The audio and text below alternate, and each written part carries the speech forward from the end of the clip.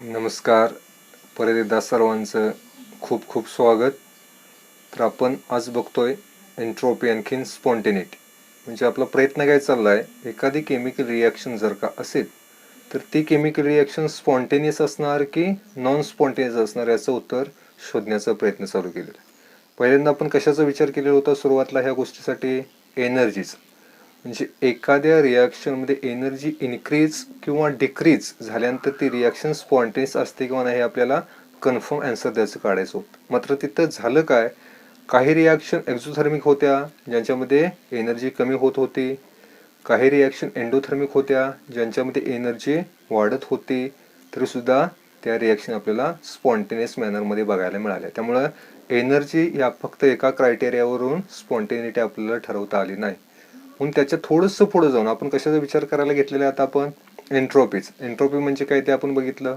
Entropy म्हणजे काय थोडक्यात एखाद्या सिस्टममध्ये असणारी डिसऑर्डर जास्त असेल ते एन्ट्रोपी जास्त असते. त्यानंतर एन्ट्रोपी मधला आपण चेंज सुद्धा फाइंड आउट केला.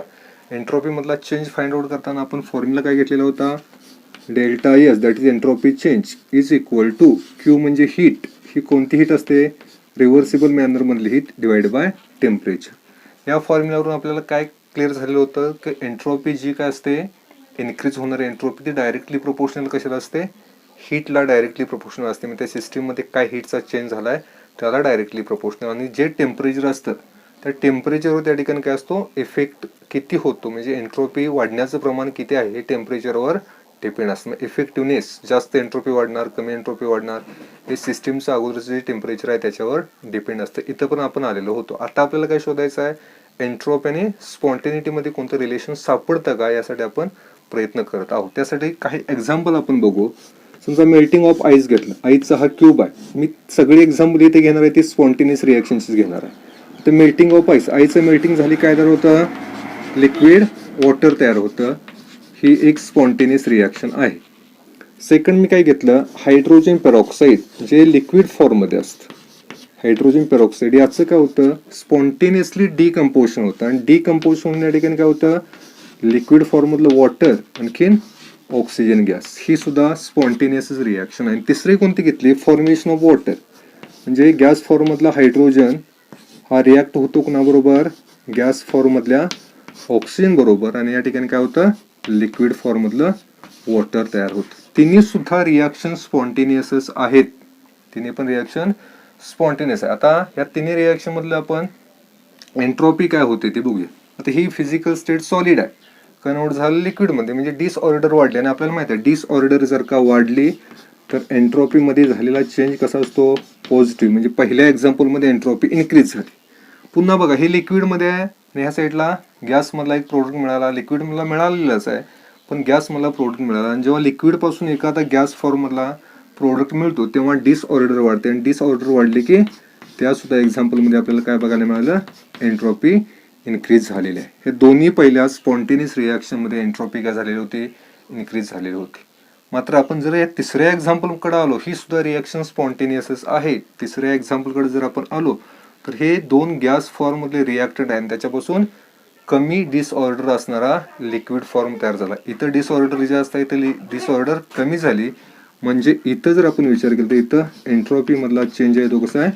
निगेटिव्ह आहे. म्हणजे याच्यावरून आपण असं सांगू शकतो अशा काही रिॲक्शन असतात ज्या स्पॉन्टेनियस असताना एन्ट्रोपी त्याची इन्क्रीज होते आणि काही रिॲक्शन स्पॉन्टेनियस असताना एन्ट्रोपी त्याची डिक्रीज होते. म्हणजे याच्यावरून एक गोष्ट क्लिअर होते की जसं आपण याच्या अगोदर कशा एनर्जीवरून स्पॉन्टेनिटी ठरवणं आपल्याला थोडंसं डिफिकल्ट होतं किंवा पॉसिबल नव्हतं, तसं एन्ट्रोपीच्या चेंज वरून सुद्धा आपण काय करू शकत नाही?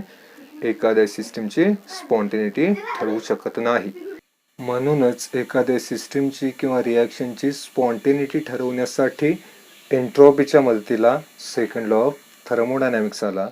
आणि सेकंड लॉ ऑफ थर्मोडायनॅमिक्सच्या माध्यमातून किंवा सेकंड लॉ ऑफ थर्मोडायनॅमिक्सचा उपयोग करून आपण एन्ट्रोपीच्या माध्यमातून एखाद्या रिॲक्शनची स्पॉन्टेनिटी ठरवणं आपल्याला शक्य झालं. तर चला बघूया सेकंड लॉ ऑफ थर्मोडायनॅमिक्स एन्ट्रोपीला कशा पद्धतीनं हेल्प करतो एखाद्या रिॲक्शनची स्पॉन्टेनिटी ठरवण्यासाठी. आता सेकंड लॉ ऑफ थर्मोडायनॅमिक्स नेमका काय सांगतो बघा. समजा दोन अशा एखादे ऑब्जेक्ट असतील. हे ऑब्जेक्ट असेल हायर टेम्परेचर आणि दुसरं या ठिकाणी ऑब्जेक्ट असेल लोअर टेम्परेचर. आता अशी जर कंडिशन असेल तर एक मात्र fix, second law of thermodynamics काय सांगतो, या दोन ऑब्जेक्टमध्ये हीट असते किंवा जी एनर्जी असते ते एनर्जी काय होते, ट्रान्सफर होते किंवा एक्सचेंज होते. आणि ते ट्रान्सफर होताना कुठून कुठं होतं, हायर टेम्परेचरकडून लोअर टेम्परेचरला काय होत असते, एनर्जी ट्रान्सफर होत असते. हे आता तुम्हाला सेकंड ऑफ थर्मोडायनामिक्स तुम्ही बऱ्याच ठिकाणी स्वतः सुद्धा ऑब्झर्व केलेलं आहे. मात्र त्या ठिकाणी तुम्हाला माहित नव्हतं की याला सेकंड ऑफ थर्मोडायनामिक्स म्हटलं जातं. फॉर एक्झाम्पल, एखादा समजा रॉड असेल, रॉडला आपण एका बाजूला काय केलं, हीट केलं, तर त्याचा हीटचा फ्लो काय होतो दुसऱ्या एंडला सुद्धा आपल्याला झालेला बघायला मिळतो. म्हणजे सेकंड ऑफ थर्मोडायनामिक्सची खूप अशी ऑब्झर्वेशन्स आहेत जे तुम्ही केलेले आहेत. तुम्हाला माहित आहे की हीटचा फ्लो कधीही हायर टेम्परेचर कडून कुठं होतो, लोअर टेम्परेचरला. फक्त आपल्याला हे माहित नव्हतं की हे सेकंड लॉ आहे किंवा याला सेकंड लॉ म्हटलं जातं. कशाला, हीटचा फ्लो हायर टेम्परेचर कडून लोअर टेम्परेचरला होतो, याला सेकंड लॉ म्हणतात हे आपल्याला माहित नव्हतं. मात्र याचे असे आपण खूप ऑब्झर्वेशन्स केलेले आहेत. आता इथं आपण हीटच्या बाबतीत बोललो किंवा एनर्जीच्या बाबतीत बोललो, पण आपल्याला इथं काय करायचं आहे, स्पॉन्टेनिटी जी काय ठरवायची आहे ती कोणाच्या बाबतीत ठरवायची आहे, एन्ट्रॉपीच्या बाबतीत. नेमकी स्पॉन्टेनिटी या ठिकाणी काय होते, त्यासाठी आपण काय करू, या ठिकाणी एक दोन कंडिशन्स कन्सिडर करू आणि त्या कंडिशन आपण ते एक्सप्लेन करण्याचा प्रयत्न करू. काय असेल बघा, फॉर एक्झाम्पल ही आपली सिस्टीम असेल, ह्या सिस्टीमचं टेम्परेचर 20 केल्विन असेल. किती, 20 केल्विन. आणि बाहेरची काय, ही झाली आपली सिस्टीम आणि बाहेरची काय झाली, सराउंडिंग. समजा सराउंडिंगचं टेम्परेचर 2 केल्विन असेल आणि इथं काय झाले असेल, 40 जूल एवढी हीट एक्सचेंज झाली असेल. किती, 40 जूल एवढी हीट काय झाली असेल, एक्सचेंज झालेली असेल. आता एक्सचेंज होत असताना ती हीट सिस्टीम कडून सराउंडिंग कडे जाणार की सराउंडिंग कडून सिस्टीम कडे. आता आपण म्हटलं की सेकंड लॉ प्रमाणे हायर टेम्परेचर कडून हीट कुठे जाते, लोअर टेम्परेचरला. म्हणजे ह्या सिस्टीम मधली हीट बाहेर पडलेली असणार आहे आणि ती कुठे गेलेली असणार आहे, सराउंडिंगच्या बाजूला गेली असणार आहे. आणि ती किती असणार आहे, 40 जूल. म्हणजे सिस्टीम मधली 40 जूल एवढी हीट डिक्रीज झाली आणि सराउंडिंग मध्ये तेवढी हीट काय झाली, इन्क्रीज झाली. आता आपल्याला इथं करायचं आहे काय बघा, आपल्याला सिस्टीम मध्ये झालेला एंट्रोपी चेंज काढायचा आहे, सराउंडिंग मध्ये झालेला एंट्रोपी चेंज काढायचा. आता एंट्रोपी चेंज साठी काय फॉर्म्युला असतो, delta S is equal to असतं Q reversible divide by temperature. हा फॉर्म्युला असतो. समजा सिस्टीम साठी मला काढायचं आहे, म्हणजे डेल्टा एस सिस्टीम असं मी घ्यायचं म्हटलं तर या ठिकाणी काय येणार, सिस्टीम मधून हीट बाहेर पडली म्हटल्यानंतर 40 जूल डिवाइड बाय काय येईल, टेम्परेचर सिस्टीमचं किती आहे, 20 केल्विन. हे जर आपण सॉल्व्ह केलं तर किती येणार, -2 जूल पर केल्विन. हे कोणासाठी आलं, हे सिस्टीम साठी आपल्याला मिळालं.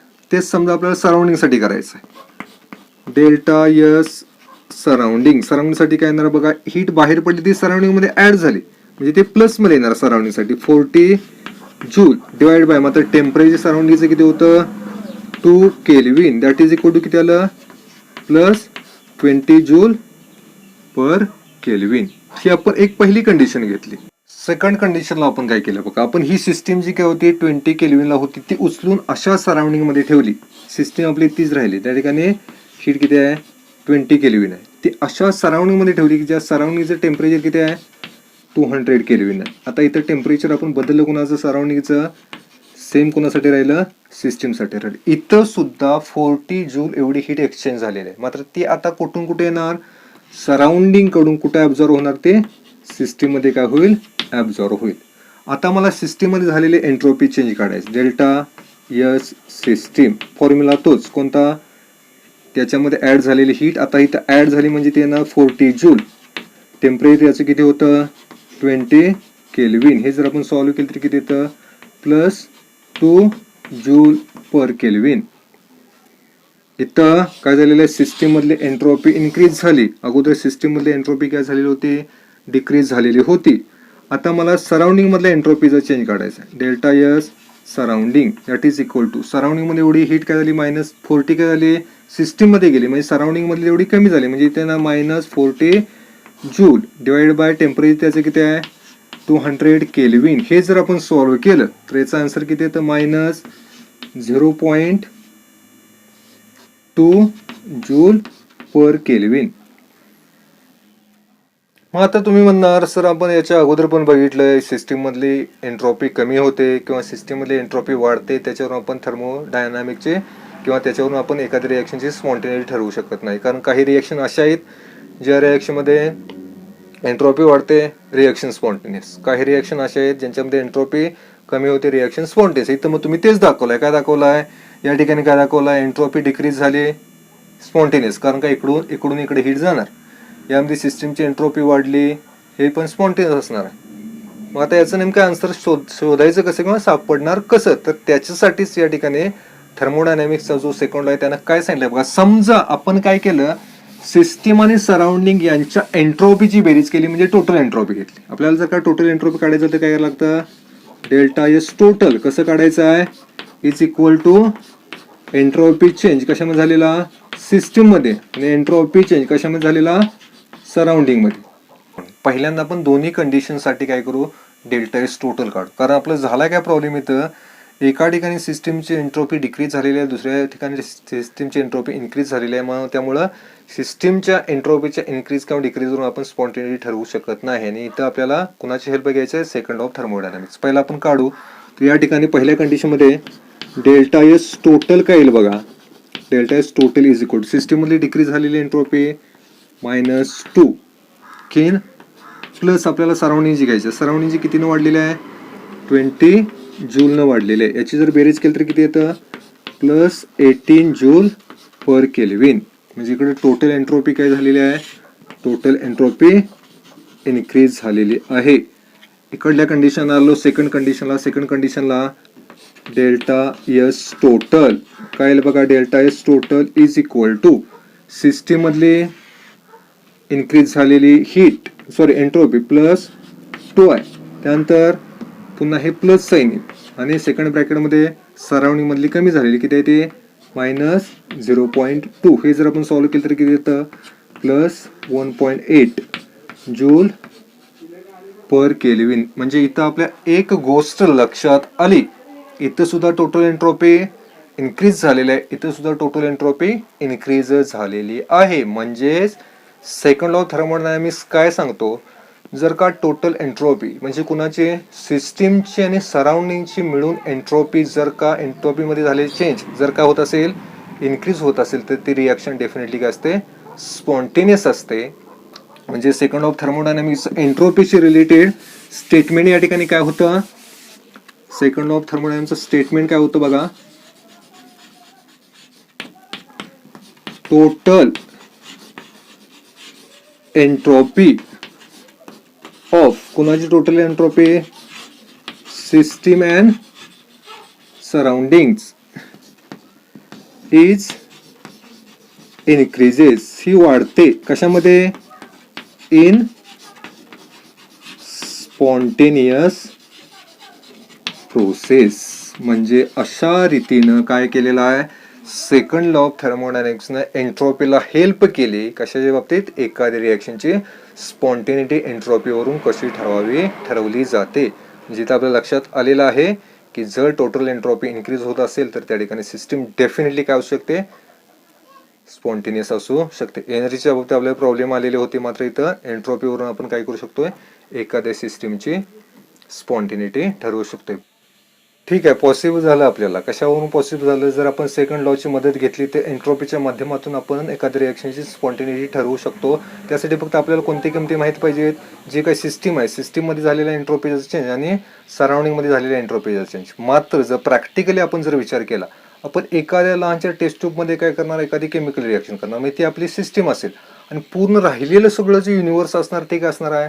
सराउंडिंग असणार आहे. मग आपण सिस्टीम मधल्या झालेल्या त्या चेंजमुळं, एंट्रोपी चेंजमुळं सराउंडिंगची एंट्रोपी किती बदलली किंवा युनिव्हर्सची एंट्रोपी किती बदलली हे आपल्याला काढणं प्रॅक्टिकली पॉसिबल होणार नाही. जस्ट इमॅजिन करा, आपण एखाद्या लॅबमध्ये उभा आहे, एखादी टेस्ट ट्यूब घेतली, याच्यामध्ये 2-3 ml आपलं सोल्युशन आहे, त्या सोल्युशनमध्ये एखादी केमिकल रिॲक्शन झाली आणि त्या केमिकल रिॲक्शनमुळे काहीतरी त्याच्यामध्ये एंट्रोपीमध्ये चेंज झाला आणि त्या एंट्रोपीच्या चेंजमुळे पूर्ण युनिव्हर्सची जी काही एंट्रोपी आहे ती कशी बदलली हे काढणं आपल्याला पॉसिबल नाही. त्यामुळे आपल्याला असा एखादा फॅक्टर पाहिजे ज्या फॅक्टरच्या मदतीनं आपण एखाद्या रिॲक्शनची स्पॉन्टेनिटी ठरवू शकतो आणि तो फॅक्टर किंवा ती प्रॉपर्टी त्या सिस्टीमशी डायरेक्ट रिलेटेड असायला पाहिजे. सराउंडिंगशी रिलेटेड प्रॉपर्टी असेल तर ते आपल्याला फाइंड आउट करणं एवढं इझी नसतं. म्हणून आपण एक अशा प्रॉपर्टीची आता स्टडीसाठी जाणार आहोत की ती डायरेक्ट प्रॉपर्टी सिस्टीमची असणार आहे आणि ती सिस्टीमची प्रॉपर्टी आपल्याला डायरेक्ट एखाद्या रिॲक्शनची स्पॉन्टेनिटी सांगणार आहे. तर ती प्रॉपर्टी कोणती असेल आणि ती कशा प्रकारे एखाद्या रिॲक्शनची स्पॉन्टेनिटी आपल्याला सांगणार आहे ते आपण नेक्स्ट लेक्चरला बघू. नेक्स्ट लेक्चर पण थांबा, तुम्हाला नक्की याचं आन्सर मिळेल.